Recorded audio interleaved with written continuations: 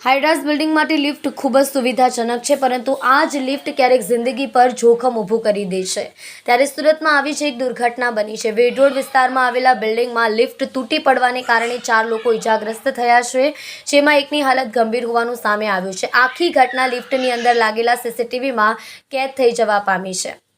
સુરતના વેડ રોડ વિસ્તારની ઘટના હૃદયનો ધબકારો ચૂકાવી દે એવી છે। 2 દિવસ પહેલા વેડ રોડ વિસ્તારમાં વિહાર સોસાયટીમાં આવેલા મોતી પેલેસ બિલ્ડિંગની લિફ્ટનો એક લોક અચાનક તૂટી ગયો હતો અને આ સમયે લિફ્ટમાં 4 લોકો હાજર હતા। લિફ્ટ લોક તૂટી જતા ચારેય લોકોને ઈજાઓ પહોંચી હતી, જેમાં એકની હાલત ગંભીર છે। હાલ તેની હોસ્પિટલમાં સારવાર ચાલી રહી છે। લિફ્ટ તૂટી પડવાની આખી ઘટના અંદરના સીસીટીવી કેમેરામાં કેદ થઈ જવા પામી છે, જેમાં જોઈ શકાય છે કે પહેલા માળે રહેલી લિફ્ટને 6ઠ્ઠા માળે બોલાવવામાં આવે છે, જેમાં 2 મહિલા લિફ્ટમાં પ્રવેશ કરે છે, ત્યારબાદ 2 યુવક લિફ્ટમાં આવે છે। 6ઠ્ઠા માળે આ લિફ્ટ 4થા માળે પહોંચે છે ત્યારે થોડો ઝટકો લાગે છે અને ત્યારબાદ અચાનક જ અટકી જાય છે।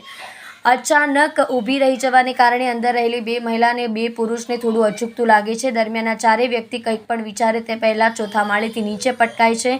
4થા માળેથી નીચે પટકાવાને કારણે 3 વ્યક્તિઓને સામાન્ય ઈજા પહોંચી હતી, જ્યારે એક યુવકને ગંભીર ઈજા પહોંચી છે। હાલમાં તેની હોસ્પિટલમાં સારવાર ચાલી રહી છે।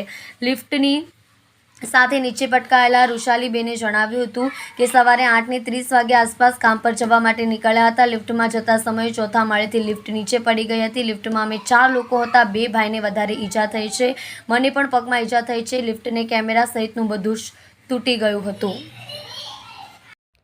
કલ્પેશ રાણા સાથે જોતા રહો News 9 ગુજરાતી, સુરત।